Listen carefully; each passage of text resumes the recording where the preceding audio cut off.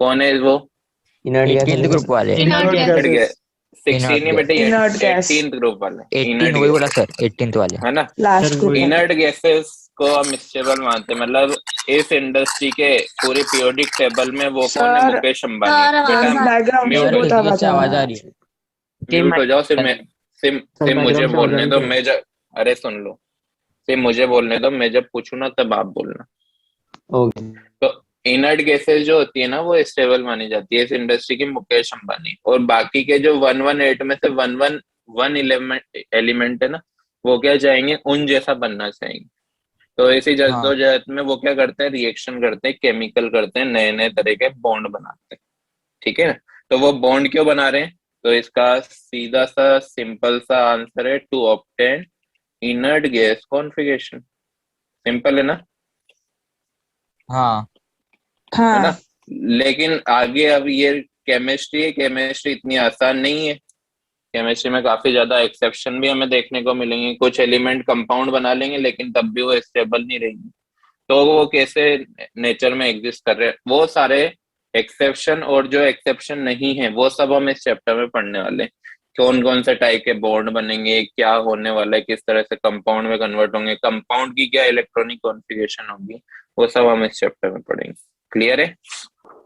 हाँ yes sir. Sir. ठीक है। तो अब हम सबसे पहले लिख रहे हैं type of bond. Type of bond, bonds. है ना? सबसे पहला हम इसको दो कैटेगरी में डिवाइड करेंगे।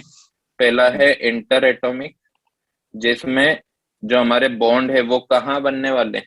एटम्स के बीच में, है ना? ये जो इंटर एटॉमिक बॉन्ड होते हैं थोड़े से स्ट्रॉन्ग होते हैं, strong bond form between atoms. कुछ बॉन्ड है, एग्जाम्पल के लिए मैं लिख रहा हूँ यहाँ, साथ साथ लिखते कोवैलेंट चलना। बॉन्ड। हाँ, पहले हम पढ़ेंगे आयनिक बॉन्ड, फिर पढ़ेंगे कोवलेंट बॉन्ड, कोवलेंट बॉन्ड, फिर पढ़ेंगे कोऑर्डिनेट बॉन्ड, और लास्ट में पढ़ेंगे हम मेटेलिक बॉन्ड।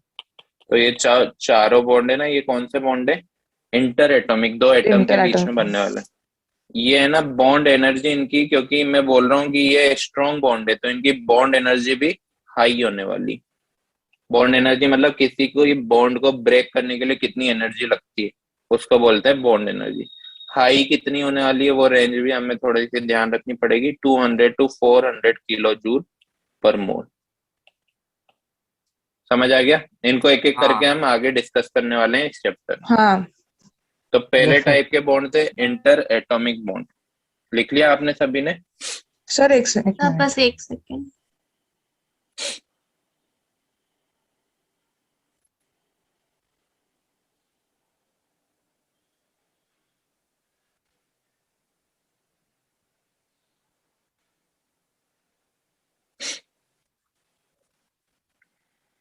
हो गया। हो गया?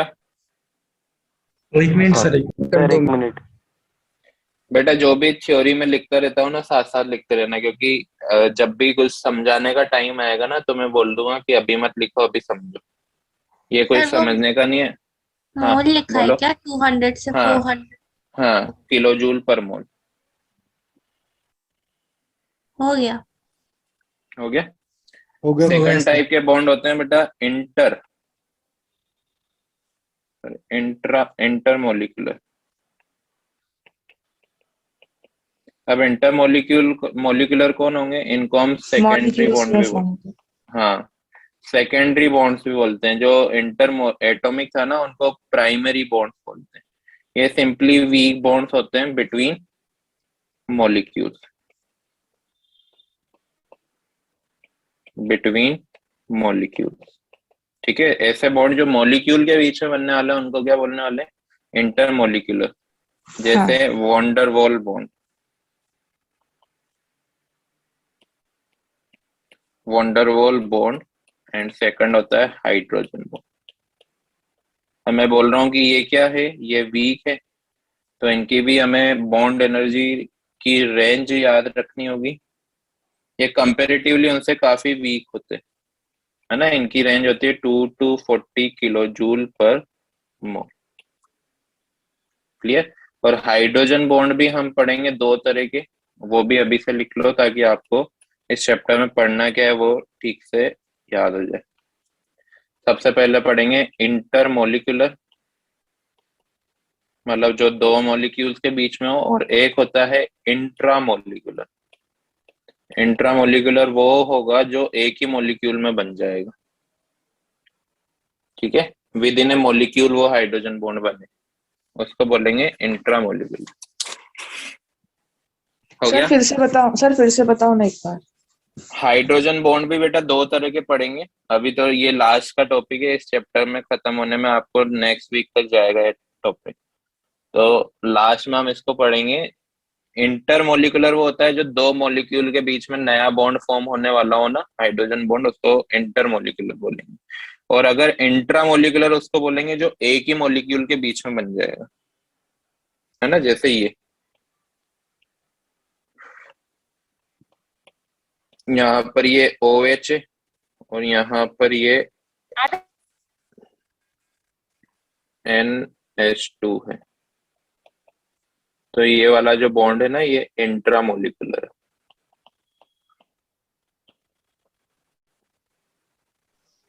ठीक है। Yes sir. हाँ हाँ सर। हो गया। हाँ सर। नहीं सर 1 मिनट सर, 1 मिनट। हाँ लिखो।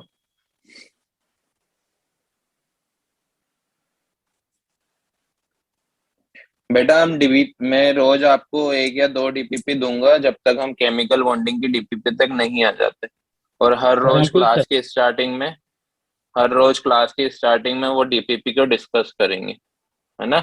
ऐसा नहीं है कि आपको आपको ही करना है, हम रोज डिस्कस करेंगे ताकि आप थोड़े से अ, अ, एक पैटर्न में चलो, है ना। ऐसा नहीं तो आप पे छोड़ दूंगा मैं, तो आप कभी पढ़ोगे कभी नहीं पढ़ोगे, थोड़ा फोर्स करूंगा मैं आपको कि रोज ये 20 क्वेश्चन तो करने ही, तो वो आपको करके लाना, बिल्कुल। ठीक है। फिर आप नोट्स कैसे चेक करोगे? नोट्स वगैरह सब बेटा मेरे पास ठीक है, मैं अभी बता दूंगा, तो कैमरा फिर से। आप, हाँ कैमरा से कैसे भी कर सकता हूँ, मैं बता दूंगा उसी पे, मुझे कोई। Yes sir. सर वो हाइड्रोजन बॉन्ड के बाद क्या लिखा है? हाइड्रोजन बॉन्ड के बाद बेटा इंटरमोलिकुलर इंट्रामोलिकुलर दो तरह के होंगे जो हम आगे पढ़ेंगे।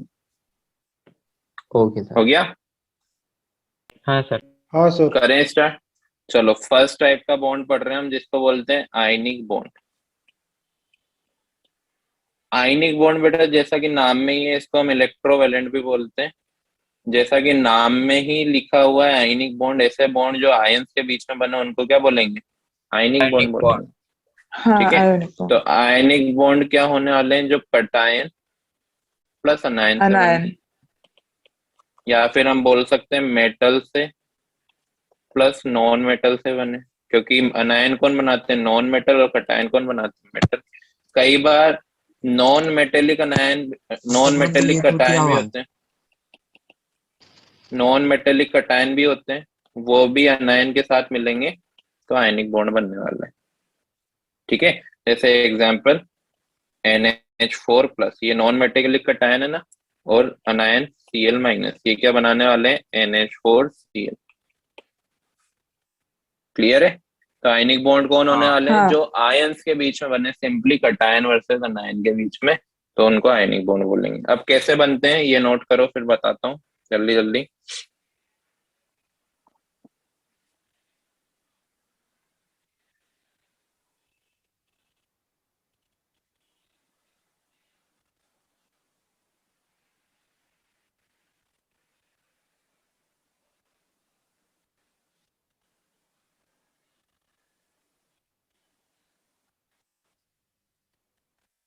हो गया क्या? हो गया सर। चलो अब देखो, सबसे पहले हम देख रहे हैं कि बने कैसे। तो सबसे पहले सबसे सिंपल एग्जांपल मैं बताता हूँ, फॉर्मेशन ऑफ NaCl। तो पहला काम जो होता है ना, वो होता है फॉर्मेशन ऑफ कटायन का। सबसे पहले कटायन बनता है। कटायन कौन है यहाँ पर? Na प्लस है। पॉजिटिवली कैसे बनेगा चार्ज। बता? मेटल आएगा, मेटल को हम देंगे कुछ एनर्जी, वो हमें इलेक्ट्रॉन निकाल के देगा। कौन सी एनर्जी लगेगी यहाँ पर? Ionisation energy. पढ़ा है ना एटॉमिक हाँ पीरियोडिक टेबल हाँ में? पढ़ा है, पढ़ा है। आयनाइजेशन एनर्जी पढ़ा है। तो जब भी हम किसी मेटल को आयनाइजेशन एनर्जी देते हैं वो आउटरमोस्ट शेल से एक इलेक्ट्रॉन निकाल के हमें दे देता है। अब ये जो हाँ। इलेक्ट्रॉन है ये कहाँ जाएगा, अनायन को फॉर्म करने, मतलब नॉन मेटल के पास, फॉर्मेशन Chlorine के ऑफ अनायन। और अनायन हमें कौन है, Cl माइनस। कैसे जाएगा, Cl के पास इलेक्ट्रॉन गया, इसने गेन किया और किस में कन्वर्ट हो गया, Cl माइनस। Cl अब यहाँ पे negative। कौन सी एनर्जी इवॉल्व हुई यहाँ पर, इलेक्ट्रोनेगेटिव। इलेक्ट्रॉन एफिनिटी बेटा, इलेक्ट्रॉन Affinity। एफिनिटी। सर जब भी कोई सर ये नहीं गैसियस पता है। स्टेट, इलेक्ट्रॉन एफिनिटी नहीं पढ़ा है, नहीं पढ़ाया सर। आयनिक पढ़ाया सर। पढ़ाया ऐसा सर। हो ही नहीं सकता बेटा कि इलेक्ट्रॉन एफिनिटी नहीं पढ़ा है। पढ़ाया है सर। तो इलेक्ट्रॉन एफिनिटी सिंपली बेटा मैं आपको कुछ यूट्यूब के वो दे दूंगा, मेरे जो लेक्चर्स है कुछ रिकॉर्डेड भी है, इससे पहले मैं मुंबई रेजोनेंस में था, है ना। आपने यूट्यूब पे तो डाले? ओ हाँ, तो वो मैं आपको दे दूंगा, तो जिसको प्रीवियस चैप्टर्स में दिक्कत आ रही है वो वहां से कर लेना, ठीक है। Cl इलेक्ट्रॉन को जब ऐड करता है, कोई भी आइसोलेटेड गैसियस एटम जब इलेक्ट्रॉन को ऐड करता है तब कुछ एनर्जी इवॉल्व करता है, उसको हम बोलते हैं इलेक्ट्रॉन एफिनिटी। तो दूसरे केस में क्या हुआ, इलेक्ट्रॉन एफिनिटी रिलीज हो रही, एनर्जी रिलीज हो रही, क्लियर। थर्ड केस में क्या होगा, फॉर्मेशन ऑफ लेटिस।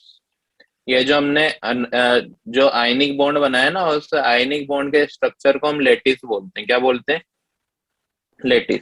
लेटिस कैसे फॉर्म होगा, कटायन एंड अनायन मिलकर जो NaCl बनाएंगे। जब ये NaCl बनेगा तो एक लेटिस एनर्जी इवॉल्व होगी, उसको क्या बोलेंगे, लेटिस एनर्जी। तो जो एनर्जी लेटिस बनाने में रिलीज हो रही है उसी को हम क्या बोल रहे हैं, लेटिस एनर्जी। कभी भी NaCl जब हम लिखते हैं ना तो NaCl को हम इस तरह से नहीं लिखेंगे, ये गलत हो गया, ये हमने कोवलेंट बॉन्ड लगा दिया। यहाँ पर हम या तो इस तरह से लिख सकते हैं Na प्लस Cl माइनस, या फिर हम इस तरह से Na और Cl को इस तरह से डॉट डॉट से बता सकते हैं। ये हमें बता रहा है कि सिंपली Na और Cl के बीच में एक फोर्स ऑफ अट्रैक्शन है जिसको इलेक्ट्रोवेलेंट फोर्स बोलते हैं, और या फिर हम सिंपली NaCl भी लिखते हैं, और 99% केस में हमें सिंपली NaCl ही लिखना पड़ेगा, क्लियर। हाँ। हाँ। समझ आया, 3 स्टेप में हमने NaCl हाँ। को बनाया। पहली स्टेप क्या थी, कटायन को फॉर्म किया, दूसरी स्टेप में अनायन को फॉर्म किया, तीसरी स्टेप में लेटिस को फॉर्म किया, और लेटिस ही क्या है, हमारा आयनिक कंपाउंड है, ठीक है, हो गया।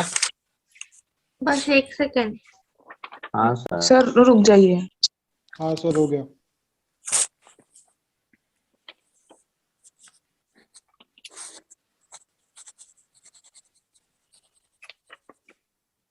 सर हो गया। चलो अब इसमें लिखो आप, मैं बोल रहा हूँ जो। हो गया यहाँ तक सभी का? 1 मिनट हाँ। रुको। हाँ सर। हो गया। So ionic bond is not a bond. So ionic bond is not a bond. It is simply force of attraction between. It is simply a force of attraction between cation and anion.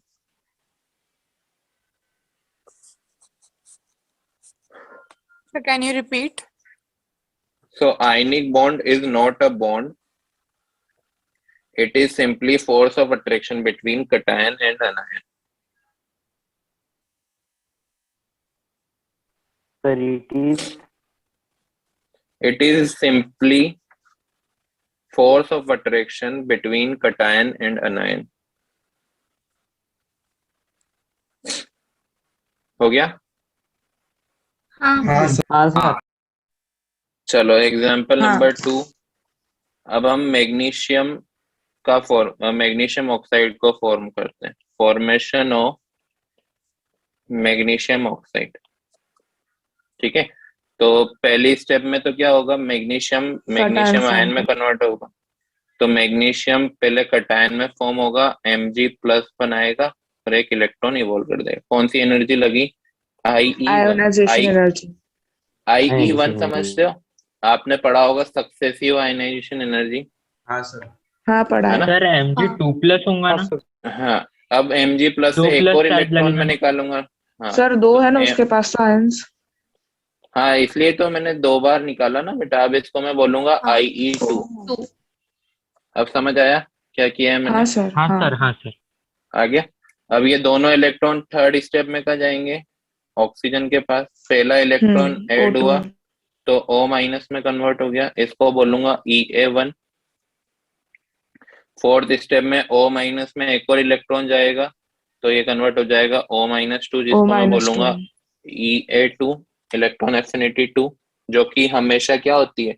Endothermic होती है। आपको बताया गया है ये कि yes हमेशा हाँ सर। सेकंड इलेक्ट्रॉन एफिनिटी जो होगी वो हमेशा एंडोथर्मिक होगी, मतलब एब्जॉर्ब करेगा अनायन। फिफ्थ, अब क्या होगा? Mg+2 एंड O-2 मिलकर क्या बना लेंगे? लेटिस एनर्जी इवोल्व करेंगे और लेटिस बना लेंगे MgO। अब कौन सी एनर्जी इवोल्व होगी? लेटिस। Lattice energy. अब ये बॉन्ड कब अच्छे होंगे? जब हम मेटल और नॉन मेटल को ऐड करें, तब जाके हमारा क्या बनेगा? आयनिक बॉन्ड बनेगा, राइट। और आयनिक बॉन्ड कब हाँ अच्छे होंगे? जब हम मेटल तो ले लें ग्रुप नंबर 1 के, ग्रुप नंबर 2 के, या फिर ग्रुप नंबर 13 के। नॉन मेटल ले लें ग्रुप नंबर 15 के, ग्रुप नंबर 16 के, ग्रुप नंबर 17 के। अब मुझे ये बताओ कि सबसे स्ट्रॉन्ग आयनिक बॉन्ड कब बनेगा? देखो यहाँ पे वन और जब स्ट्रॉन्ग पहली मैटर स्टेप और क्या थी? Strong one. हाँ, पहली स्टेप क्या थी? कि कटायन फॉर्म हो रहा था, दूसरी स्टेप में अनायन फॉर्म हो रहा है, तीसरी स्टेप में लेटिस लैटिस बन रहा है। एनर्जी। तो अगर हम कटायन फॉर्म कर रहे हैं तो हमारे लिए ये होगा कि इजीली जो कटायन फॉर्म कर ले वो वाला मेटल उठाएं, और अनायन फॉर्म कर रहे हैं तो हमें ये सोचना होगा कि जो इजीली अनायन फॉर्म हो जाए वो वाला नॉन मेटल उठाएं। तो दोनों एक दूसरे से हाँ मिलेंगे तो लेटिस एनर्जी आएगी। तो सबसे इजीली कौन से कटायन फॉर्म होते हैं? ग्रुप नंबर 1 वाले। सबसे कम आयनाइजेशन एनर्जी उसी में देनी पड़ती है ना? हाँ आयनाइजेशन एनर्जी क्या होती है? हाँ। जो लेफ्ट टू राइट जाने पर इंक्रीज होती है। तो जो लेफ्ट हैंड कॉर्नर पे होंगे उनमें आयनाइजेशन एनर्जी सबसे कम देनी पड़ रही है, मतलब ग्रुप नंबर 1 पे, राइट। तो अगर हाँ मैं सर। ग्रुप हाँ नंबर 1 के और ग्रुप नंबर 17 के एलिमेंट्स के बीच में आयनिक बॉन्ड बनाऊं तो सबसे स्ट्रांग होगा ना वो? हाँ यस हाँ सर। सर। होगा कि नहीं होगा? जैसे अगर हम एक क्वेश्चन लिखते हैं, देखो यहाँ पर, ये नोट कर लिया आपने? एक मिनट हाँ सर। हाँ हाँ कर सर, लिया हो सर। गया। ग्रुप 13 है क्या नोट सर? करो। हाँ हाँ, ये ग्रुप 13 सर है, ग्रुप 12 एल्यूमिनियम चाहिए। वाला। नहीं, ये ग्रुप 2 है। ग्रुप 1 अल्कली मेटल्स, एम लिख दिया मैंने। ग्रुप 2 अल्कलाइन अर्थ मेटल, और ये जो है बोरॉन फैमिली। सर वो तो नॉन मेटल्स में आएंगे ना सर? नहीं बेटा, बोरॉन फैमिली तो अच्छे मेटल्स होते हैं ना। हाँ ये ग्रुप नंबर हाँ 13 है। ग्रुप 14 से नॉन मेटल स्टार्ट हो जाते हैं। बोरॉन एक मेटलॉइड है खुद। एल्यूमिनियम तो अच्छा मेटल है। हाँ सर। हो गया सर। हो गया? कर दूं रेस? हाँ यस सर। हाँ चलो, मुझे एक क्वेश्चन करना है कि arrange the following, arrange following in increasing order of ionic character. किसमें आयनिक कैरेक्टर ज्यादा होगा, मतलब किसका आयनिक बॉन्ड सबसे स्ट्रांग होगा? तो हमको जब भी इस तरह का क्वेश्चन आए तो ध्यान में ये रखना है कि आयनिक कैरेक्टर ज्यादा जिसमें होगा जिसमें इलेक्ट्रोनेगेटिविटी डिफरेंस ज्यादा हो। मतलब आयनिक कैरेक्टर को मैं डायरेक्टली प्रोपोर्शनल बोल सकता हूँ इलेक्ट्रोनेगेटिविटी डिफरेंस। मतलब सबसे अच्छे जो बॉन्ड होंगे ना वो group number 1 and group number 17 वाले होंगे। ये बेस्ट आयनिक कैरेक्टर रखेंगे, बेस्ट आयनिक कैरेक्टर। समझ आया? अब मुझे कंपेयर करना है, हाँ इंक्रीजिंग ऑर्डर में लिखना है, तो मैं सबसे पहला एग्जांपल लिख रहा हूँ फ्लोराइड्स ऑफ अल्कलाई मेटल्स।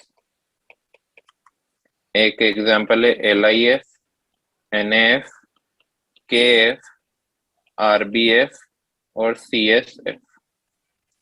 अब इसको कंपेयर करना है, इंक्रीजिंग ऑर्डर में अरेंज करना है। दूसरा एग्जांपल है हैलाइड्स ऑफ Na। एक आएगा NaI, दूसरा आएगा NaBr, तीसरा आएगा NaCl, चौथा आएगा NaF। करें क्या कंपेयर? हाँ सर। पहले एक बार नोट कर लो, फिर दोनों एक साथ में बताता हाँ सर। हूँ। हो गया नोट? नहीं नहीं। हाँ नहीं नोट कर सर। लो।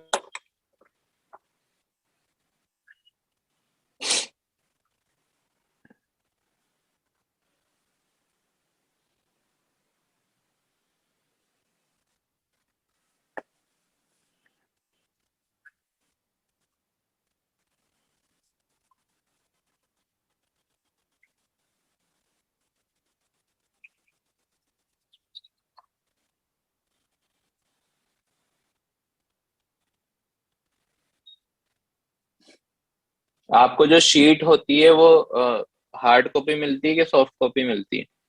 Hard copy. Hard copy, sir. Copy. Centre पे आके लेकर जाते हो आप ऐसा? हाँ सर। हाँ नहीं तो हाँ, सर। पार्सल आ जाता है। अच्छा, पार्सल भी आ जाता है। इतने एडवांस हो गए मतलब रेजोनेंस वाले। हाँ सर ये शीट में है क्या ये टॉपिक? हाँ, शीट में भी सभी जगह मिलेगा बेटा, ये तो बिल्कुल बेसिक है केमिकल बॉन्डिंग। करें? यस हो हाँ सर। गया? सर। हाँ सर। अब यहाँ पे जब भी हमें कंपेयर करना है तो पहले ये देखो कि कंपेयर किसको कर रहे हैं। यहाँ पे क्या हम फ्लोरीन को कंपेयर कर रहे हैं क्या?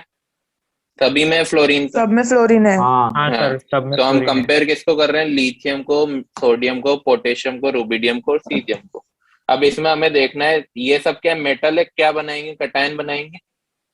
हाँ कटायंस तो में। जो सबसे इजीली कटायन बना देगा वो हमारे लिए सबसे अच्छा आयनिक कैरेक्टर देगा। अब खुद से सोचो हाँ कि लिथियम का एटम तो इस तरह का होगा, ये न्यूक्लियस, ये पहला शेल और ये दूसरा शेल। जबकि सीजियम कैसा होगा? सिक्स्थ में होता है ना सीजियम, तो 6 Yes, शेल sir. होंगे हाँ इस तरह से। हम्म। किससे इलेक्ट्रॉन निकालना ज्यादा इजी है, इससे कि हाँ। इससे? सेकंड वाले सीजियम। सीजियम से। हीलियम। सीजियम से हाँ क्यों? क्योंकि न्यूक्लियस से डिस्टेंस काफी ज्यादा इंक्रीज हो चुकी है, इलेक्ट्रॉन इजीली निकलेगा, है ना? अब हाँ, जैसे डिप्रेशन कम आपने रहेगा। हाँ, आपने मूवीज में देखा होगा कि क्लासरूम से ना पीछे के पीछे वाले स्टूडेंट चुपचाप चुपचाप करके भागने लग जाते हैं। क्यों? Back bencher. क्योंकि बैक हाँ, बैक बेंचर्स। बेंचर्स जो क्यों? क्योंकि टीचर की नजरों से सबसे दूर है, इजीली बाहर निकल सकते हैं। लेकिन क्या हाँ फर्स्ट बेंचर निकलेगा क्या? नहीं। नहीं नहीं, नहीं नहीं ना। नहीं सर। तो वही कहते हैं। ज्यादा तो अट्रैक्शन लिथियम जो है इजीली नहीं देने वाला इलेक्ट्रॉन, जबकि सीजियम इजीली दे देगा। तो क्या ऑर्डर होगा कि अब जब भी हम डाउन द ग्रुप जाएंगे तो कटायन बनाने की टेंडेंसी बढ़ती जाएगी। इस वजह से सबसे ज्यादा आयनिक कैरेक्टर किसमें होगा? Caesium CSF। क्लोराइड में। ठीक है। अब सेकंड वाले क्वेश्चन में देखो कि यहाँ पर क्या हम सोडियम को कंपेयर कर रहे हैं क्या? सभी में हाँ सोडियम को। सोडियम है सोडियम। यहाँ पे कंपेयर किसको कर रहे हैं हम? Iodine, bromine, iodine, chlorine and bromine, chlorine, chlorine और सोडियम। फ्लोरीन को। फ्लोरीन। फ्लोरीन को। अब हेलोजन। मुझे बताओ कि एक ये जो फ्लोरीन है कुछ इस तरह का है, सेकंड शेल, है ना? और सेकेंडरी शेल बना। एक आयोडीन है जो कुछ इस तरह का है, सिक्स्थ का। कौन सा इलेक्ट्रॉन जल्दी ऐड करेगा, छोटा वाला कि बड़ा वाला? छोटा वाला। छोटा वाला। क्यों? हाँ, क्योंकि न्यूक्लियस करीब है, फोर्स ऑफ अट्रैक्शन ये ज्यादा लगा रहा होगा, ज्यादा अट्रैक्ट कर रहा होगा इलेक्ट्रॉन को, हाँ है ना? राइट? हाँ हाँ समझ आ गया? तो NaF का सबसे ज्यादा आयनिक कैरेक्टर, देन NaCl का, देन NaBr का, देन Na का। समझ आ गया सभी को? हाँ सर समझ। हाँ सर। लिख लिया? हटा दूं? हाँ सर हटा दो। No sir. पर Yes, sir. एक बार सेकंड वाला बताइए ना, हेलाइट्स वाला। वापिस से बताऊं? हाँ यहाँ एक पे बार। देखो हम कंपेयर कर रहे हैं फ्लोरीन को और कंपेयर कर रहे हैं आयोडीन को। फ्लोरीन छोटा एटम फर्स्ट है, और न्यूक्लियस से, आउटर मोस्ट शेल न्यूक्लियस से काफी करीब होगा, और आयोडीन एक बड़ा एलिमेंट है तो न्यूक्लियस से काफी दूर पर होगा इसका आउटर मोस्ट शेल। तो कौन ज्यादा अट्रैक्ट करेगा आपको? अट्रैक्ट तो फ्लोरीन करेगा अट्रैक्ट हाँ, फ्लोरीन करेगा। फ्लोरीन और अट्रैक्ट आयोडीन करेगा से तो जल्दी ज्यादा। बाहर हाँ, निकलेगा। ज्यादा टेंडेंसी किसकी है अनायन बनाने की? अच्छी फ्लोरीन की कि आयोडीन की? फ्लोरीन जो की। छोटा है उसकी फ्लोरीन। फ्लोरीन साइज की। पे डिपेंड कर रहा है ना। तो ज्यादा अच्छे से अनायन ये बनाएगा, मतलब ज्यादा एनर्जी रिलीज ये करेगा, तो NaF में आयनिक कैरेक्टर ज्यादा होगा। आ गया समझ में? हाँ हाँ चलो नेक्स्ट देख रहे हैं हम। टॉपिक का नाम लिखो एनर्जी टर्म्स इन्वॉल्व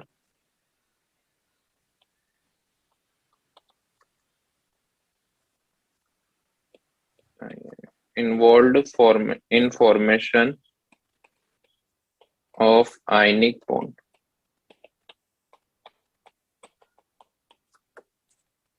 ठीक है, कौन कौन सी एनर्जी टर्म इन्वॉल्व होती? तो सबसे पहले हमने देखा था आयनाइजेशन एनर्जी होगी किसमें? फॉर्मेशन ऑफ कटायन में। कटायन में। ठीक है, जो कि क्या होगी? एब्जॉर्ब होगी, मतलब एंडोथर्मिक टाइप की होगी ये। और जब भी एनर्जी एब्जॉर्ब होती है पॉजिटिव लेते हैं कि नेगेटिव लेते हैं? बताओ। Positive negative. निगेटिव अभी मैं लिखवा दूंगा बेटा, कंफ्यूज मत होना, आगे से कंफ्यूजन नहीं होना चाहिए। दूसरी होती है इलेक्ट्रॉन एफिनिटी। यहाँ पर एनर्जी क्या होने वाली?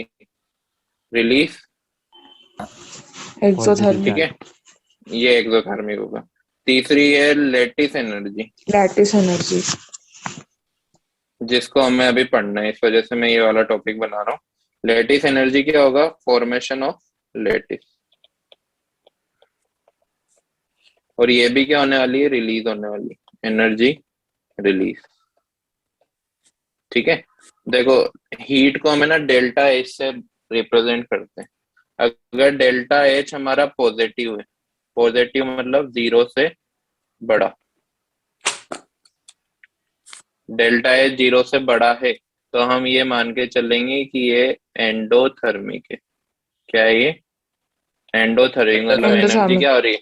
एब्जॉर्ब हो रही है। अगर डेल्टा एच हमारा नेगेटिव है, मतलब 0 से छोटा, तो ये क्या है? एक्सोथर्मिक है। क्लियर? हाँ। अब ये एनर्जी जो भी लेंगे हम किस में लेंगे? नेगेटिव में लेंगे। ये वाली भी नेगेटिव में, तो ये वाली पॉजिटिव में। क्लियर है? आ गया समझ में? सर एक बार रिपीट कर दो। डेल्टा एच बेटा दो तरह का होगा, पॉजिटिव या नेगेटिव। पॉजिटिव है तो एनर्जी एब्जॉर्ब की जा रही है, नेगेटिव है तो एनर्जी रिलीज की जा रही है। मतलब अच्छा, जो जो इतना एनर्जी एब्जॉर्ब, हाँ, जो जो एनर्जी एब्जॉर्ब हो रही है उनको हम पॉजिटिव में लेंगे, जो जो एनर्जी रिलीज हो रही है उनको हम नेगेटिव में लेंगे। हाँ। ठीक है, हो गया? नो अब सर देखो बेटा, हमने सर लिखना बाकी है।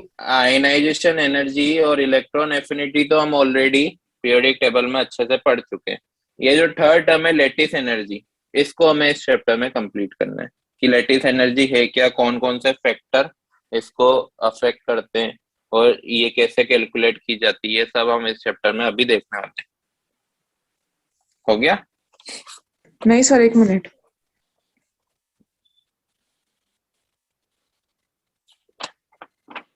हो गया। हो गया सर। कर दो रेस? नहीं सर। हाँ सर। हो गया।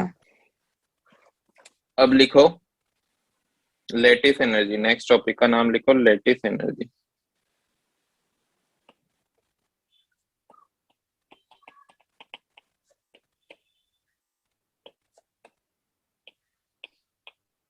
LE लिखना इसमें energy released when 1 mole of ionic compound is formed। Energy released when 1 mole of ionic compound is formed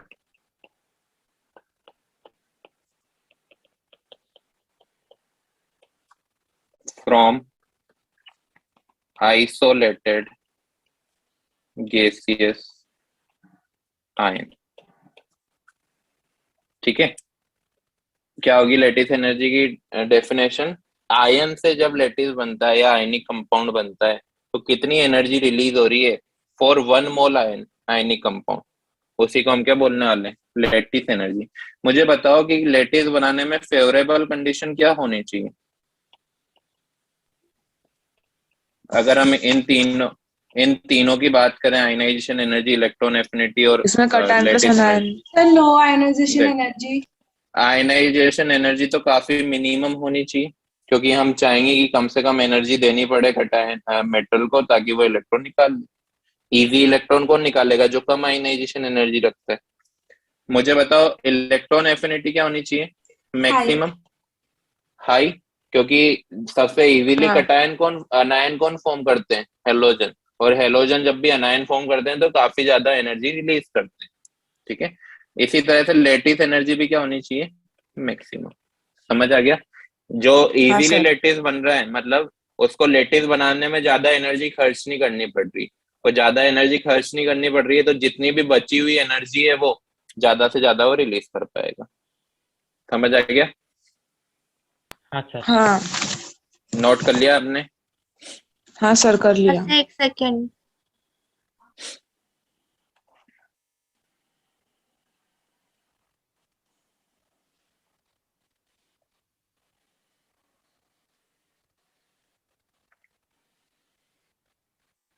sir हो गया। चलो, इसके बाद टॉपिक लिखो, determination of lattice energy. Sir एक सेकंड, लास्ट स्लाइड दिखाना। Okay sir, thank you. हो गया? नेक्स्ट लिखो, determination of lattice energy.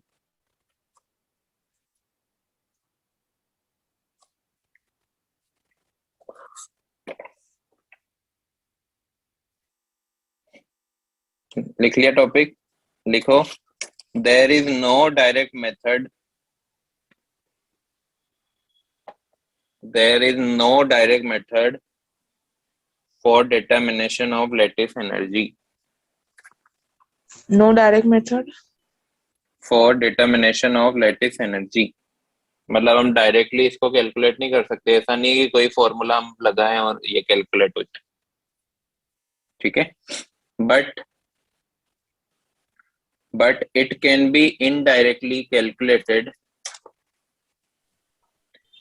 but it can be indirectly calculated by using bond Haber sir cycle.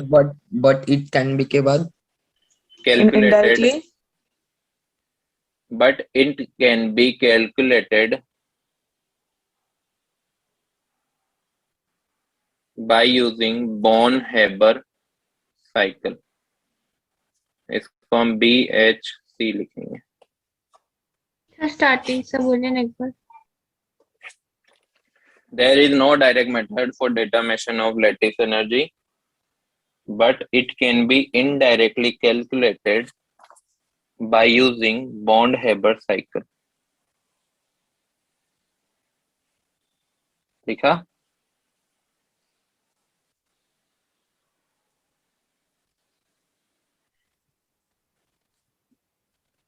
लिखा बेटा? हाँ सर, Yes, sir. लिख दिया। तो वो बीएचसी का इस- फुल फॉर्म बताइए ना एक बार। लिखा हुआ है ना बेटा, बॉन्ड-हेबर साइकिल। इसको बॉन्ड भी लिखा रहता है, कई बुक्स में बॉन्ड-हेबर साइकिल भी लिखते हैं। एक बार अपनी नोटबुक में देख, अपने शीट में देख लेना, बॉन्ड है कि बॉन्ड है। कुछ बुक्स में बॉन्ड होता है, कुछ बुक्स में बॉन्ड होता है। हो गया?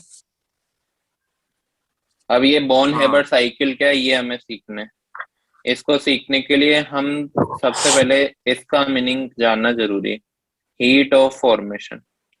कोई भी कंपाउंड फॉर्म हो रहा है तो कितनी हीट रिलीज हो रही है या एब्जॉर्ब हो रही है, उसको बोलते हैं हीट ऑफ फॉर्मेशन। वापिस मैं बोलूंगा, कोई भी कंपाउंड फॉर्म हो रहा है तो कितनी हीट या फिर एंथैल्पी रिलीज हो रही है या फिर एब्जॉर्ब हो रही है, उसी को हम क्या बोलने वाले हैं? Delta H, heat of formation. ठीक है, लिखो इसकी डेफिनेशन। मैं लिख ही देता हूँ यहाँ पर, साथ साथ लिखते चलना। Enthalpy change when 1 mole of any compound when 1 mole of any compound is formed by its elements, which should be in pure and stable form. Which should be in pure and stable form. अब यहाँ पर बेटा underline करना है इससे, pure and stable. ये ना हम इसी वाले चैप्टर में थर्मोडायनेमिक्स थर्मोकेमिस्ट्री पढ़ने वाले हैं इसी क्लास में 11th में। तो उस चैप्टर में हम इसको डिटेल में पढ़ते हैं एंथैल्पी कैलकुलेशन को, ठीक है। बट थोड़ा बहुत आइडिया हमें यहाँ से स्टार्ट कर देना है कि कैसे हम इसको कैलकुलेट करते हैं, ठीक है। हो गया क्या? एक मिनट सर। नहीं सर रुको नहीं रुको। सर रुकिए थोड़ा। हाँ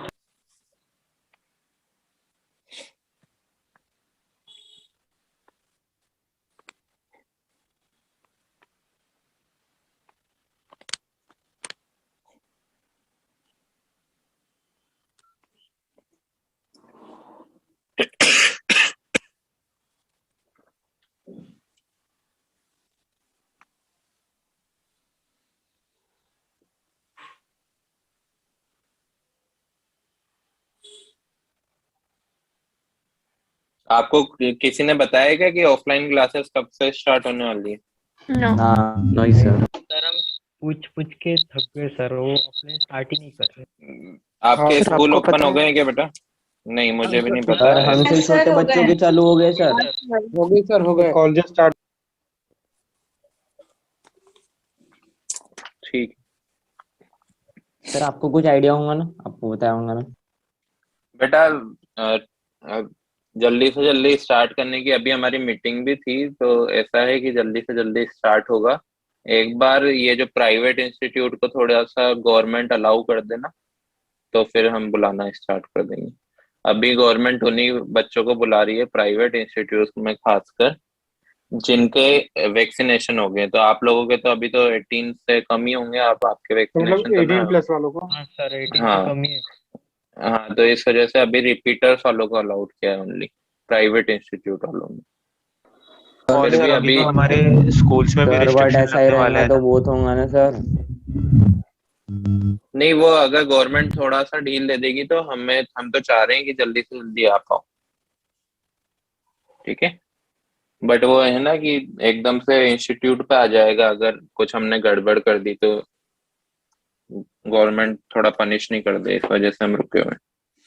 कर दो ये रेस। हाँ अब इस चीज को समझना बेटा, हीट ऑफ फॉर्मेशन है क्या। सिंपली हमें कोई कंपाउंड बनाना है, जैसे NaCl ही बनाना है, ठीक है। अब NaCl जो प्योर स्टेट में बनता है वो सॉलिड बनता है, हाँ या ना? हाँ हाँ जो हम नमक खाते हैं वो कोई लिक्विड तो नहीं है ना, सॉलिड ही है, नहीं सॉलिड स्टेट। है ना।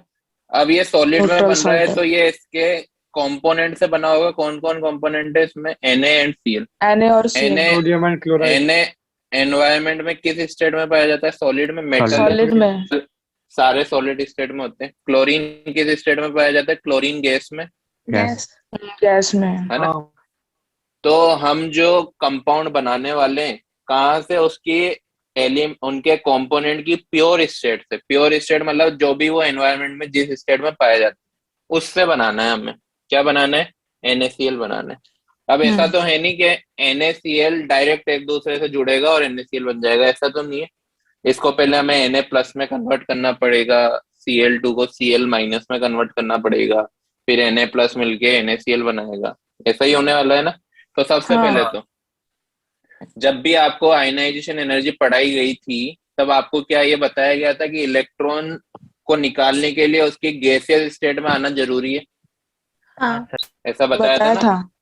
हाँ energy required to remove an electron from isolated gaseous atom, ये वर्ड वहां पे लिखा होगा उसकी डेफिनेशन। अब आइसोलेटेड गैसियस एटम का मीनिंग क्या है ये समझना। आइसोलेटेड, हाँ, एक एटम को पहले हम किस में कन्वर्ट करेंगे? गैस में कन्वर्ट करेंगे। तो मैं सोडियम जो सॉलिड था उसको किस में कन्वर्ट करना चाह रहा हूँ? गैस में कन्वर्ट करना चाह रहा हूँ। ऐसा तो है नहीं कि मैं रात को सोया सोडियम को रख के कि वो सॉलिड था, सुबह तक वो गैस में कन्वर्ट होगी। मुझे कुछ ना कुछ करना पड़ेगा, है ना। क्या करना पड़ेगा हाँ। कि सॉलिड गैस में कन्वर्ट हो जाए, मुझे उसको एनर्जी देनी पड़ेगी, और उस एनर्जी को क्या बोलता हूं मैं? Sublimation energy. क्या बोलता हूँ? Sublimation energy. सब्लिमेशन क्या होता है? सब्लिमेशन क्या होता है? जब कोई हाँ हाँ, कोई सॉलिड डायरेक्टली गैस में कन्वर्ट हो जाए, उसी एनर्जी को हम क्या बोलते हैं? सब्लिमेशन। सब्लिमेशन इसको मैं कैपिटल एस से डिनोट कर रहा हूँ। समझ आ गया? ठीक है। हाँ अब सर। यहाँ पे देखो, क्लोरीन तो दो दो है, लेकिन हमें तो एक की जरूरत है, एक की हाँ। जरूरत है ना। यहाँ पर हाँ। क्लोरीन को मैं ऐसा बनाऊंगा Cl single bond Cl, but मुझे तो किसकी जरूरत है? एक ही एटम की जरूरत है ना। हाँ। एक ही की जरूरत है, तो मैं इसको बैलेंस करने के लिए यहाँ पे हाफ लिख दूं, हाँ। तो हाँ, एक हो लिखो। जाएगा। लेकिन हाफ लिखने से तो बॉन्ड ब्रेक नहीं हो जाएगा। बॉन्ड को ब्रेक करने के लिए तो हमें एनर्जी देनी पड़ेगी। कितनी एनर्जी देनी पड़ेगी? बॉन्ड डिसोसिएशन एनर्जी या फिर बॉन्ड एनर्जी देनी पड़ेगी। बॉन्ड एनर्जी को मैं डिनोट कर रहा हूँ डी से। किससे डिनोट कर रहा हूँ?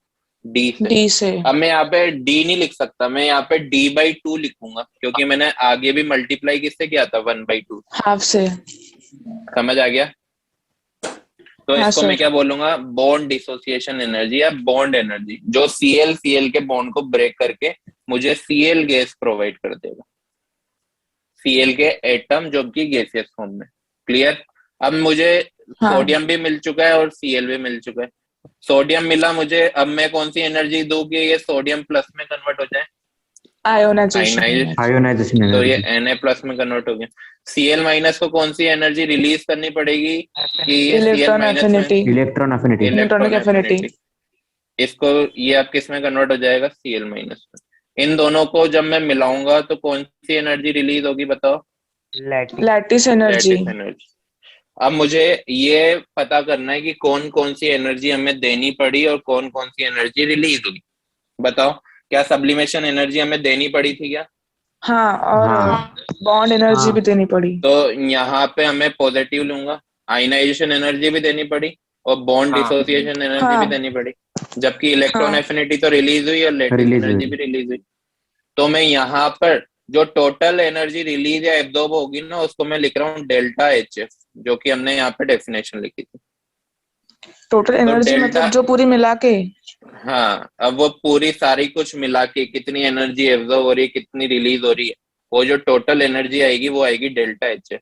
अगर ये नेगेटिव आती है तो हीट रिलीज हुई, पॉजिटिव आती है तो हीट एब्जॉर्ब हुई। समझ आ गया? हाँ सर। तो इसकी अब हमें क्या लिखनी है? इक्वेशन लिखनी। तो सबसे पहले सब्लिमेशन एनर्जी हमने दी, इस वजह से पॉजिटिव एस लिख दिया। इसके बाद आयनाइजेशन एनर्जी भी दी, वो भी पॉजिटिव में लिख दिया। इसके बाद d/2 भी हमने दिया तो पॉजिटिव में लिख दिया। इसके बाद इलेक्ट्रॉन एफिनिटी हमने रिलीज करी थी, इस वजह से माइनस में लिखा। नेगेटिव। और लैटिस एनर्जी भी हमने रिलीज की, इस वजह से उसको भी किसमें लिखा? माइनस में। अगर आपको इसकी वैल्यू दे दे, बाकी सबकी वैल्यू दे दे, तो क्या आप कैलकुलेट कर सकते हो इसको? हाँ, कर सकते हैं। है ना। तो इस तरह से हम डायरेक्टली लैटिस एनर्जी कैलकुलेट नहीं कर सकते, बट इनडायरेक्टली हम इस बॉर्न हेबर साइकिल से कर सकते हैं। तो इसी को हम क्या बोलते हैं? बॉर्न हेबर साइकिल, जो हमें फॉर्मूला या इक्वेशन बना के देता है कोई भी टाइप की एनर्जी रिलीज करने की, कोई भी टाइप की एनर्जी कैलकुलेट करने की। अब हमें लेटिस एनर्जी भी दे दो, पूछ ले आयनाइजेशन एनर्जी बताओ, तो बता सकते हैं ना? बोलो आया ना? ये जल्दी जल्दी लिखो, उस टाइम तक मैं दूसरा आपको क्वेश्चन लिख कर दे रहा हूँ। Setup Born Haber cycle for MgO। Setup Born Haber cycle for MgO।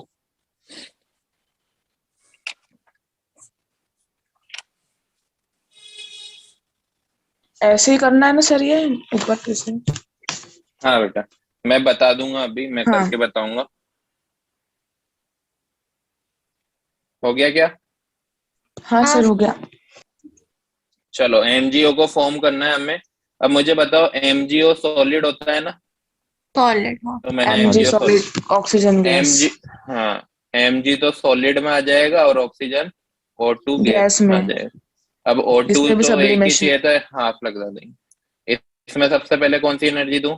Sublimation sublimation, हाँ तो ये किस में कन्वर्ट हो जाएगा, mg गैस। mg अब गैस। यहाँ से मुझे 2 इलेक्ट्रॉन निकालने, तो सबसे पहले IE1 दूंगा, तो ये 2 बार होगा mg वो। प्लस में, हाँ फिर एक और बार IE2 दूंगा, तो ये क्या होगा, mg+2 में कन्वर्ट होगा। हाँ क्लियर। अब मुझे हाँ O2 सर। को पहले तो D/2 एनर्जी देनी पड़ेगी, जो कि इसको O गैस में कन्वर्ट करेगी। O गैस में कन्वर्ट करने के बाद मुझे इलेक्ट्रॉन एफिनिटी 1 देनी, रिलीज करनी पड़ेगी, तो ये किस में कन्वर्ट हो गई, O- में। ऑक्सीजन और फिर -E8 2 लिखूंगा, फिर ये किस में कन्वर्ट हो जाएगी, O-2। O-2 इन दोनों को मिलाऊंगा तो क्या रिलीज होगी, mg लैटिस एनर्जी। और ये किसके इक्वल होगी, सभी सारी एनर्जी डेल्टा HF। तो डेल्टा HF का क्या इक्वेशन बनेगी, सबसे पहले sublimation plus IE1 plus IE2 plus D/2 minus EA1 minus, अब ये सेकंड है बेटा, सेकंड को मैं पॉजिटिव लेता हूँ, याद है ना। हाँ सेकंड वाली सेकंड इलेक्ट्रॉन एफिनिटी हमेशा क्या होती है, पॉजिटिव होती है। पॉजिटिव। पॉजिटिव क्या है, एनर्जी एब्जॉर्ब होती है। इलेक्ट्रॉन एफिनिटी थोड़ा सा कंट्रोवर्शियल है, तो उसको मैं पीरियोडिक टेबल में आपको अच्छे से समझा पाऊंगा। प्लस प्लस लिखोगे minus minus lattice energy release हुई। अब यहाँ पे अंडरलाइन कर लेना, ये जो ट्रिकी पार्ट है ओनली ये इस वाले क्वेश्चन में यही है कि हमें सेकंड इलेक्ट्रॉन एफिनिटी एनर्जी हमेशा एब्जॉर्ब होती है, इस वजह से पॉजिटिवली। ठीक है। हाँ हाँ सर। आ गया समझ में, सिंपली ऐसे कैलकुलेट कर सकते हैं ना आप। सर एक बार वो बताओ ना, आपने वो D/2 के बाद में जो लिया वो बताओ ना एक बार। माइनस D/2, हाँ D/2 से हमने इसको कन्वर्ट कर दिया है ऑक्सीजन के एटम, जो कि गैसियस फेज में था। कैसे, हमने O double bond O 1/2 break से करने के लिए मल्टीप्लाई किया। D एनर्जी लगती है। अब D एनर्जी को हमने 1/2 से इसलिए मल्टीप्लाई किया क्योंकि इस रिएक्शन को बैलेंस करने के लिए हमने हाफ O2 मिलाया था, है ना। तो हाफ O2 को ब्रेक करने के लिए भी D/2 लगेगी। ठीक है, तो D/2 हाँ। एनर्जी लगी, इसको बोलते हैं बॉन्ड एनर्जी। फिर उसके बाद गैसियस फॉर्म में आ गया, फिर पहला इलेक्ट्रॉन निकला तो EA1 रिलीज हुई, दूसरा इलेक्ट्रॉन निकलेगा तो एनर्जी हाँ सर, रिलीज हाँ, होने के समझ। जगह एनर्जी एब्जॉर्ब होगी, इस वजह से हमने पॉजिटिव साइन। ठीक है, हो गया हाँ क्या। सर। सर एक मिनट,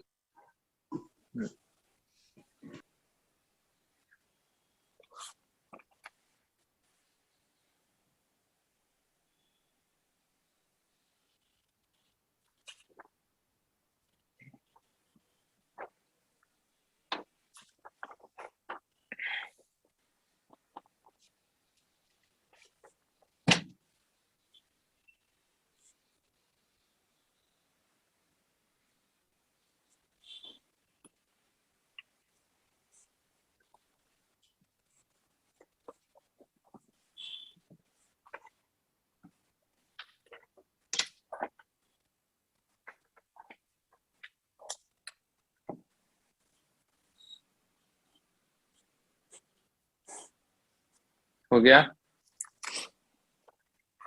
यस सर। हाँ सर हो गया। चलो नेक्स्ट लिखो, फैक्टर्स अफेक्टिंग लैटिस एनर्जी।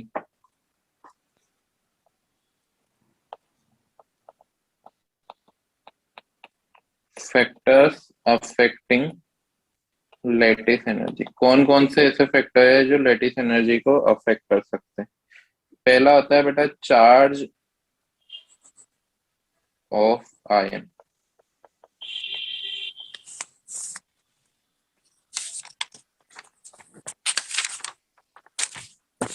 अब इस चीज को समझना, जितना ज्यादा चार्ज होगा आयंस के ऊपर, उतना ही ज्यादा वो एक दूसरे की तरफ अट्रैक्ट होंगे, है ना। हाँ हाँ। हाँ, जितना Opposite ज्यादा charges आयंस के चाहिए ऊपर, ना? हाँ अपोजिट चार्जेस तो होने ही चाहिए। हाँ, जैसे वही। मान लो कि मुझे कंपेयर करना है Na+ और Cl- को, और एक मुझे कंपेयर करना है Al+3 एंड Cl- को। ये किसकी तरफ ज्यादा जल्दी से भाग के जाएगा, Al3 के पास ठीक है पास। ज्यादा Al3 के चार्जेस हैं। पास। क्यों, क्योंकि इसके पास ज्यादा चार्जेस है। हाँ तो जिसके पास ज्यादा चार्जेस वो मोर अट्रैक्टिव, मतलब अगर हाँ। मुझे कंपेयर करना है N-3 Na प्लस को और N-3 Al+3 को, या फिर Na प्लस को, Cl माइनस Na प्लस को, कौन की तरफ ज्यादा भाग के जाएगा ये? Na plus. A plus Na plus N-3 के बाद ज्यादा भाग के जाएगा। क्यों?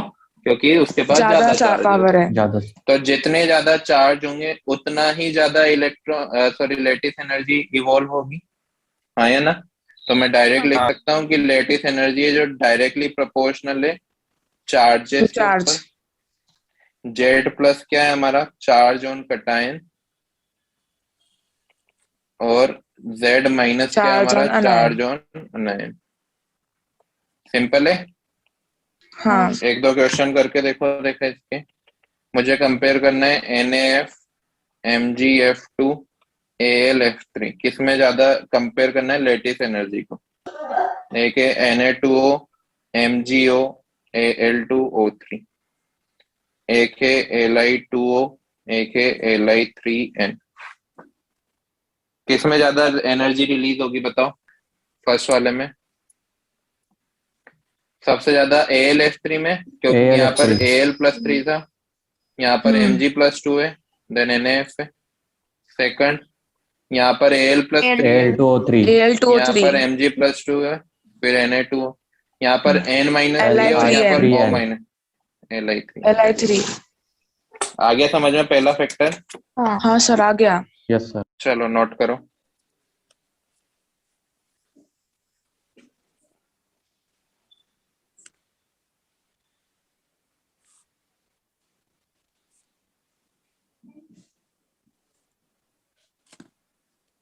हो गया क्या?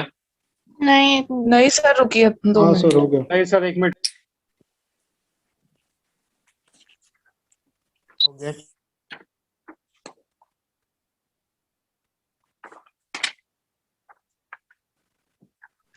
हो गया। हाँ हाँ सर। हाँ सर हो गया। दूसरा, size of ion, size of ion पे भी कंपेयर कर सकते हैं क्या? एक आयन है कुछ इस तरह का और एक आयन है कुछ इस तरह का। मैं अनायन की बात कर रहा हूँ। मुझे बताओ लेटिस एनर्जी ज्यादा कब रिलीज होगी? सॉरी अनायन की नहीं, मैं जब ज्यादा साइज बड़ा है चार्ज का। नहीं, जब छोटा साइज होगा ना, छोटा साइज होगा तो फ्रैक्शन सर ज्यादा। पहले तो आपने चार्ज ऑफ आयन में ज्यादा वाले को प्रायोरिटी दी थी ना। अनायन में बेटा मैंने छोटी बोली थी, याद रखो। चलो इसमें लिख लो, कंफ्यूजन सर लिखा दो ना इसमें उतना। लिखो। हाँ, larger is the size of ions, weaker will be force of attraction, and hence smaller will be lattice energy। मतलब लेटिस एनर्जी इनवर्सली प्रोपोर्शनल होने वाली है आर नोट के। आर नोट क्या है यहाँ पर? आर नोट है आर वो विल प्लस बी के बाद क्या लिखा आपने? Will be lattice, will be smaller will be lattice energy. नहीं, वो वीकर विल बी के बाद। Weaker will be force of attraction, FOA।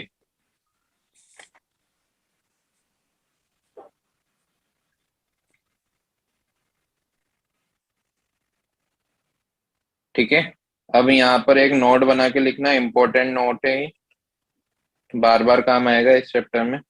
Between charge and size, अगर कुछ ऐसा आ रहा है जहाँ पे कॉन्फ्लिक्ट हो रहा है चार्ज एंड साइज में, तो चार्ज को हम प्रायोरिटी पे रखेंगे।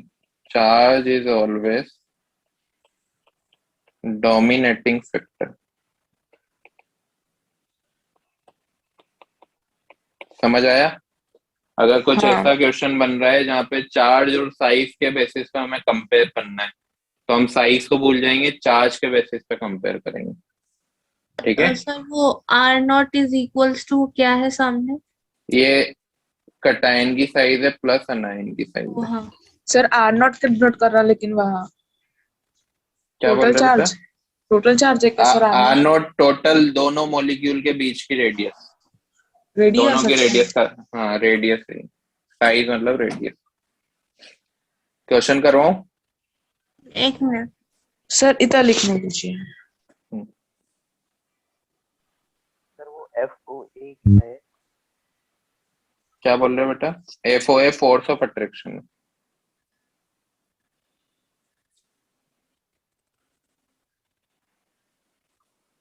हो गया?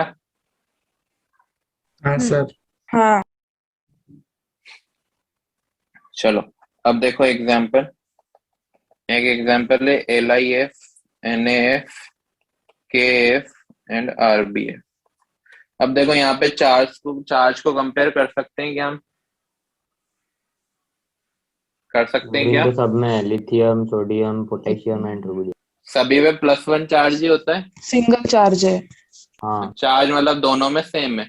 तो अब हमको क्या कंपेयर करना पड़ेगा? साइज। तो साइज से जिसकी साइज छोटी, जिसकी साइज छोटी उसमें लेटिस उसमें लैटिस एनर्जी ज्यादा ज्यादा। ज्यादा। ठीक है, तो LIF में सबसे ज्यादा, देन NAF, देन KF। एक और क्वेश्चन KF करो। RBF। BCl2, MgCl2, CaCl2 और SrCl2। हमें कंपेयर करना है beryllium, magnesium, calcium and sodium को। सभी में +2 चार्ज है, तो चार्ज को कंपेयर नहीं कर सकते, तो साइज को कंपेयर करेंगे। साइज। जिसकी साइज छोटी उसमें लेटिस एनर्जी ज्यादा। एक क्वेश्चन लिखो, which has higher lattice energy, NaCl और MgO। इन दोनों में किसकी हायर लेटिस एनर्जी होगी? जिसका साइज कम होगा रेडियस का। साइज बेटा NaCl में। Na और Cl में कंपेयर करेंगे, है ना? तो Na और हाँ। Cl, Na और Mg में कौन छोटा? Mg, Mg है ना? लेकिन ऐसे केस में बेटा सबसे पहले आपको क्या देखना है, ये वाला तो चलो ठीक है, इसमें तो लग गया अपना जुगाड़। लेकिन इसमें देखो कि यहाँ पर तो Na+ एंड Cl-, यहाँ पर क्या Mg+2 एंड O-2, जिसमें चार्जेस ज्यादा। पहले किसको देखोगे? हमेशा चार्जेस को। चार्जेस को। चार्जेस में हमारा आंसर नहीं आ रहा तो साइज पे आओगे। कई बार ऐसा होगा कि चार्जेस उसमें ज्यादा है लेकिन साइज उसकी बड़ी थी, तो हम चार्ज को डोमिनेटिंग फैक्टर मानेंगे। क्लियर? Yes. तो आंसर हाँ क्या होगा सर। इसका? MgO has higher lattice energy because of higher charge. ठीक है? हाँ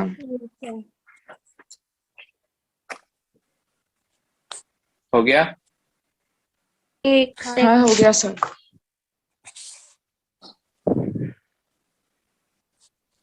हो गया। अच्छा, नेक्स्ट लिखो। टॉपिक है हमारा प्रॉपर्टीज ऑफ आयनिक कंपाउंड। ये बेटा थोड़ा सा थ्योरी वाला पार्ट चल रहा है, आगे का थोड़ा इंटरेस्टिंग नहीं है। कल की क्लास से इंटरेस्ट बनने लगेगा जब हम फेजांस रूल वगैरह पढ़ने लगेंगे ना, तब से। VBT, VSAPR। पहला प्रॉपर्टी पढ़नी है आयनिक कंपाउंड की, सिंपल ही है। फिजिकल स्टेट क्या होती है आयनिक कंपाउंड की? खुद से सोचो। अब ये सोचो कि आयनिक कंपाउंड जो था, आयनिक बॉन्ड जो था वो हमने स्ट्रॉन्ग बॉन्ड में लिखा था, है ना? और ionic bond one of the strongest bond है। और जब भी दो मॉलिक्यूल के बीच में या दो एटम के बीच में स्ट्रॉन्ग बॉन्ड बन रहा है, मतलब एटम्स काफी करीब करीब जाने वाले, हाँ है ना? हाँ एटम्स करीब करीब जाएंगे तो कौन सी स्टेट में होने चाहिए वो? सॉलिड। गैसियस स्टेट में। गैसियस। गैसियस में होने चाहिए क्या? हाँ। देखो गैसियस स्टेट सॉलिड तो में होना ऐसी चाहिए होती है ना। जिसमें सॉलिड में होना चाहिए। एलिमेंट्स, उसमें हाँ ज्यादा पास होता एलिमेंट्स है। इतने दूर दूर हो। लिक्विड कुछ इस तरह का होता है और सॉलिड सॉलिड में तो तो बिल्कुल चिपके ऐसा चिपके, हाँ हाँ ऐसे पता है। चिपके हाँ होते हैं। तो सॉलिड में ये होना सॉलिड में चाहिए। होने चाहिए। तो जो स्ट्रॉन्ग मॉलिक्यूल्स बॉन्ड बनने है वाले हैं वहाँ। आयनिक कंपाउंड, हाँ आयनिक बॉन्ड हमेशा सॉलिड्स बना के देने वाले, तो फिजिकल स्टेट क्या लिख देंगे हम? Solid, because of strong force of attraction. ठीक है। हाँ दूसरा, अब इसी तरह से हम melting point and boiling point भी कंपेयर कर सकते हैं।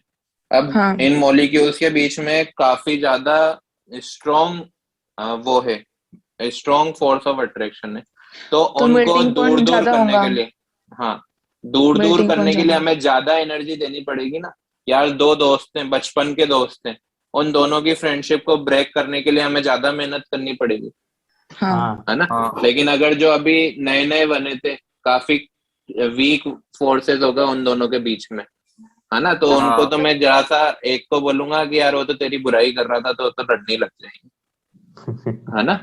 तो ऐसा ही होगा ना। तो मेल्टिंग हाँ पॉइंट एंड बॉइलिंग पॉइंट भी क्या होने वाला है? हाई ज्यादा। होने वाला है। समझ आ गया? हाँ ज्यादा ज्यादा कुछ थ्योरी में लिखवा नहीं रहा हूँ बेटा, सिंपली आपको समझा रहा हूँ। थ्योरी आप खुद से लिख सकते हो क्योंकि आपको स्कूल के एग्जाम भी देने होंगे, ठीक है ना। तीसरा, हाँ सर। कंडक्टिविटी। तो कंडक्टिविटी में आप सोचते होंगे कि यार ये तो अच्छे कंडक्टर होंगे, होते हैं क्या अच्छे कंडक्टर? हाँ बट ये अच्छे सर वो कंडक्टर नहीं है। मेटल्स पे डिपेंड हाँ, करता है ना।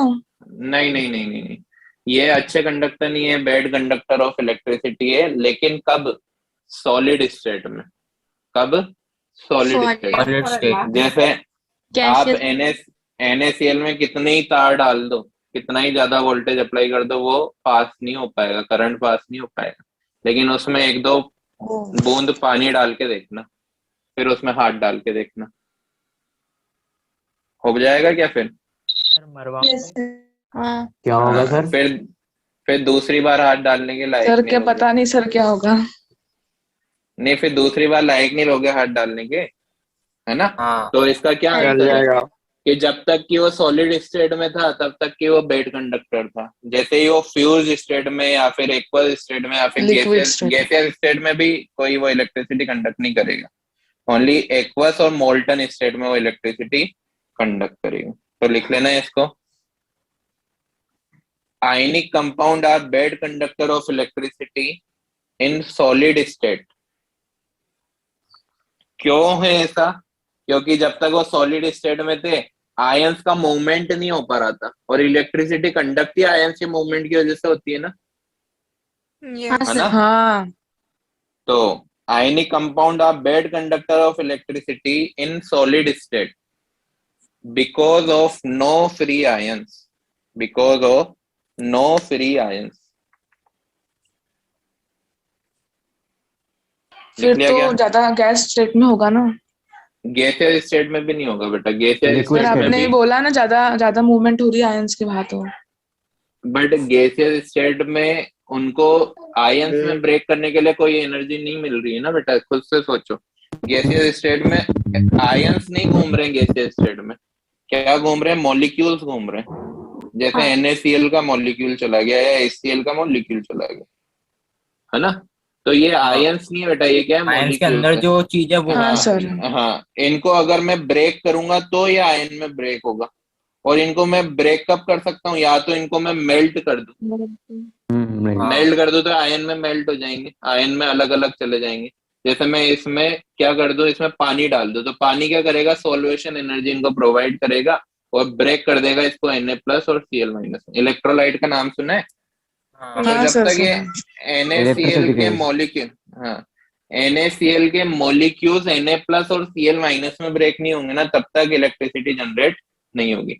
जैसे आपने सुना होगा कि HCl है ना, स्ट्रॉन्ग एसिड होता है, होता है स्ट्रॉन्ग एसिड। हाँ लेकिन वो हाइड्रोक्लोरिक एसिड। अपना acidic character only aqueous form में शो करता है। हाँ एक्वस में करता है। हाँ क्योंकि एक्वस फॉर्म में ही वो H+ डोनेट कर पाएगा। जब तक HCl गैसियस फॉर्म में होगा तो हमारे रूम में भी HCl चला गया ना, हमारी स्किन को कोई इफेक्ट नहीं करेगा। लेकिन कभी HCl एक्वस फॉर्म में हाथ डाल के देखना, एसिड में। है ना। हाथ तो जल जाएगा। फिर एसिड में। गड़बड़ हो जाएगी, फिर तो फिर हाँ आप लिख भी नहीं पाओगे। डिसोसिएशन हाँ। ऑफ H+ ज्यादा होगा। तो ये वही है कि आयंस में जब तक ब्रेक नहीं करते ना तब तक इलेक्ट्रिसिटी कंडक्ट नहीं होने वाली। क्लियर? हाँ तो हमने कहाँ तक लिखा? Because of no free ion. लिख लिया यहाँ तक? हाँ वहां हाँ तक सर। लिखिए। हाँ इसके बाद नेक्स्ट पॉइंट लिखो, बट इन मोल्टन और aqueous state, but in molten और aqueous state they are good conductor of electricity. They are good conductor of electricity because of movement of ions. Because of movement of ions. हो गया? Good conductor sir. Good conductor of electricity because of movement of ions. Next होता है बेटा isomerism. आपको आईयूपीएससी में पढ़ाया गया होगा। हाँ आइसोमेरिज्म पढ़ाया था। आइसोमेरिज्म में क्या होता है कि एक ही structure- फॉर्मूला के दो अलग अलग कंपाउंड हो सकते हैं जिनका स्ट्रक्चर स्ट्रक्चर्स डिफरेंट अलग हो होते सकते हैं। हैं, स्टीरियो केमिस्ट्री डिफरेंट हो सकती है, एटम्स का अलाइनमेंट डिफरेंट हो सकता है, तो उसको हम क्या बोलते हैं? आइसोमेरिज्म। लेकिन आयनिक बॉन्ड क्या होता है? नॉन डायरेक्शनल होता है।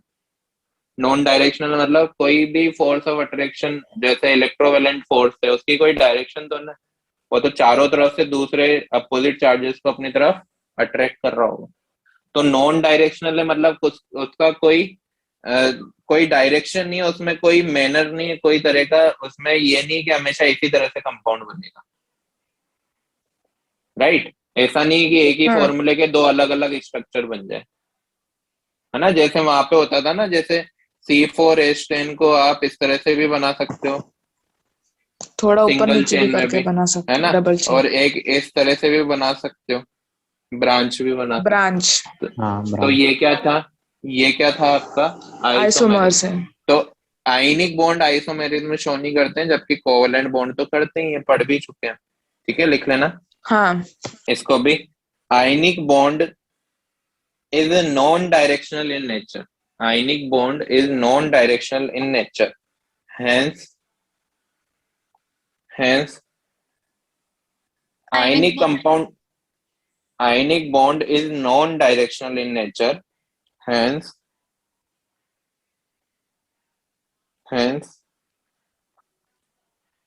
ionic compound do not show isomerism.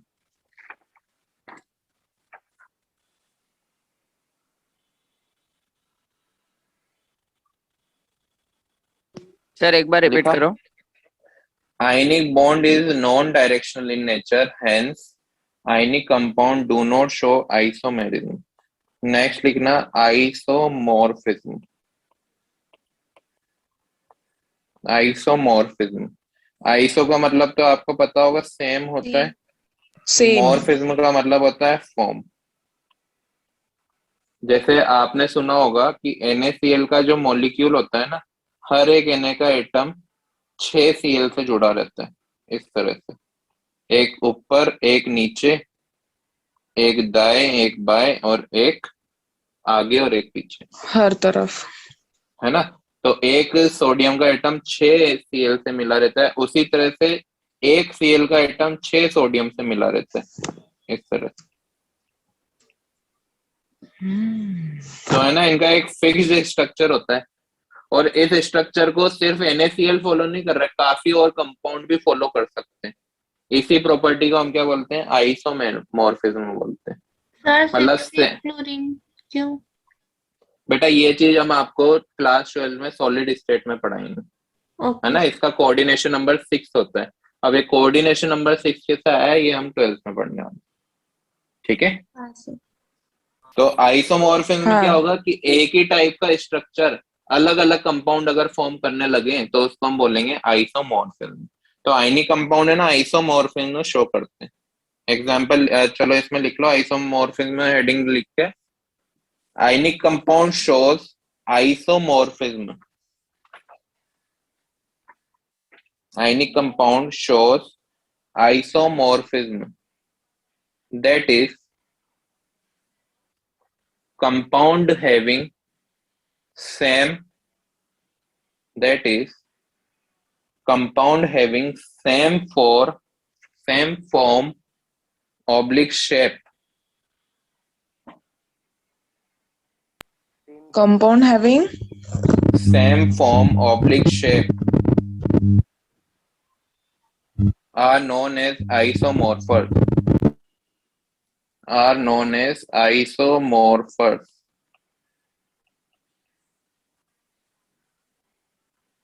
लिख लिया? Yes sir. हाँ सर।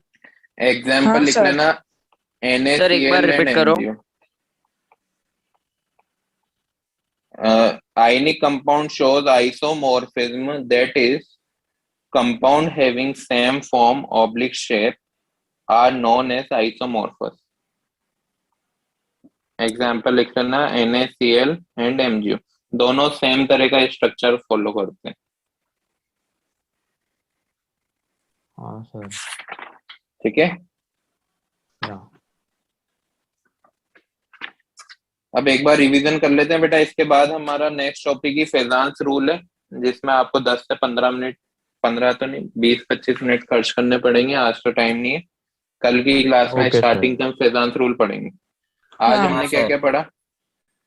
आज हमने सबसे पहले आयनिक बॉन्ड, कोई भी केमिकल बॉन्डिंग होती क्या है ये देखा, इनर्ट गैस की कॉन्फ़िगरेशन अचीव करने के लिए होती है। ठीक है, उसके बाद हमने कितने कितने टाइप के बॉन्ड Type of पढ़ने वाले हैं हम, है ना। तो 4 टाइप के तो इंटर एटॉमिक थे और 2 टाइप के इंटर मॉलिक्यूलर थे। तो 6 टाइप के बॉन्ड हम इस क्लास में, मतलब इस चैप्टर में पढ़ने वाले, जिसमें सबसे इंपॉर्टेंट रहेगा कोवलेंट बॉन्ड, जिसमें हमें 3 थ्योरीज पढ़ने वाले हैं। VBT 4 थ्योरीज पढ़ने वाले हैं, LDS लुईस डॉट थ्योरी, उसके बाद VBT के बाद VSEPR एंड देन MOT। सबसे इंपॉर्टेंट है MOT, मोलिकुलर ऑर्बिटल। इसके बाद हमने आयनिक बॉन्ड आज स्टार्ट किया है और कल इस खत्म भी हो जाएगा। ये छोटा सा ही था, बस एक फेजांस रूल इसमें बचा है। तो आयनिक बॉन्ड में हमने देखा कि आयनिक बॉन्ड फॉर्म कैसे होता है। तो कटायन अनायन के बीच में फॉर्म होता है। कैसे? पहले कटायन फॉर्म होगा आयनाइजेशन एनर्जी एब्जॉर्ब करके, फिर अनायन फॉर्म होगा इलेक्ट्रॉन एफिनिटी रिलीज करके, फिर दोनों मिलेंगे तो लेटिस एनर्जी रिलीज होगी। ठीक है, फिर हमने लेटिस एनर्जी के बारे में बात करी कि लेटिस एनर्जी, उससे पहले हमने आयनिक कैरेक्टर के बारे में बात करी, है ना। तो आयनिक कैरेक्टर कैसे निकालने वाले हैं? जो सबसे अच्छा आयनिक character group number 1 and group number 17 के ग्रुप वाले एलिमेंट्स के कंपाउंड के बीच में वाले कंपाउंड्स में होगा। ठीक है, उसके बाद हमने बात करी है किसकी? लेटिस एनर्जी की। तो हम इसको डायरेक्टली तो कैलकुलेट नहीं कर सकते, कैसे करेंगे? बॉर्न हेबर साइकिल से। और बॉर्न हेबर साइकिल से हमें हीट ऑफ फॉर्मेशन के बारे में पता चला। हीट ऑफ फॉर्मेशन जनरली क्या होती है? अगर वो नेगेटिव हुई तो हीट क्या हो रही है? रिलीज हो रही है, एक्सोथर्मिक रिएक्शन है। और अगर वो ये पूरी एनर्जीज को हम सम करके, जो एनर्जी अगर नेगेटिव आ रही है तो हीट रिलीज हो रही है, और पॉजिटिव आ रही है तो हीट एब्जॉर्ब हो रही है, मतलब एंडोथर्मिक रिएक्शन। ठीक है, तो उसकी हेल्प से हम लेटिस एनर्जी को इजीली काउंट कर पाएंगे। बट उसमें पूरी स्टेप्स को हमें ध्यान से लिखना पड़ता है। एक भी गलती हुई, जैसे वहां पे EA2 जो था हमने पॉजिटिव लिया था, अगर आप भूल जाते EA2 भी आप नेगेटिव लेते तो फिर आंसर नहीं आता। ठीक है, इसके बाद हमने देखा इसका physical properties of ionic bond. तो physical properties of ionic bond में हमने देखा लेटिस एनर्जी के फैक्टर्स भी देखे। पहला चार्ज था, दूसरा साइज था। चार्ज जितना ज्यादा उतनी ज्यादा लेटिस एनर्जी, साइज जितनी छोटी उतनी ज्यादा लेटिस एनर्जी। डोमिनेटिंग फैक्टर कौन सा होगा? चार्ज। प्रायोरिटी चार्ज को देंगे।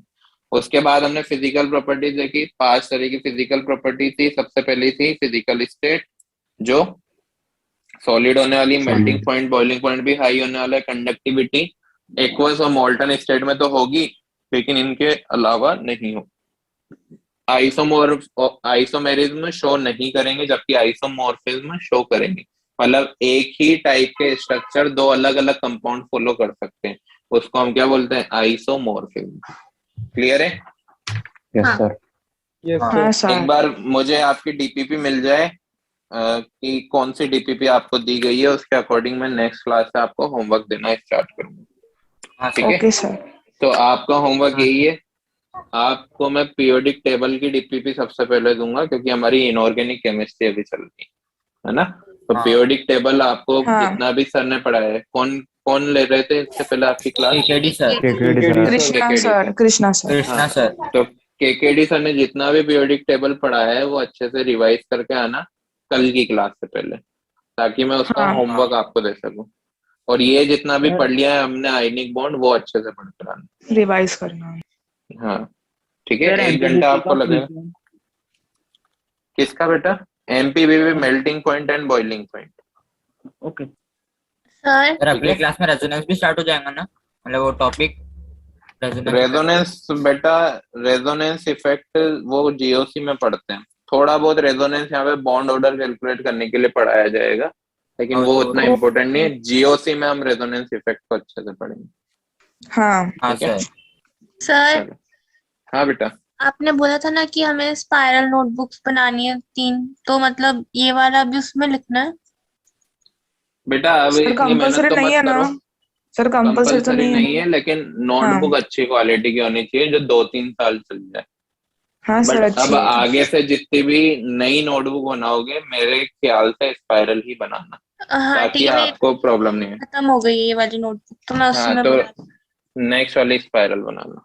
ठीक है, ओके चलो bye, take care, good night. Bye sir. Good night sir. Bye sir.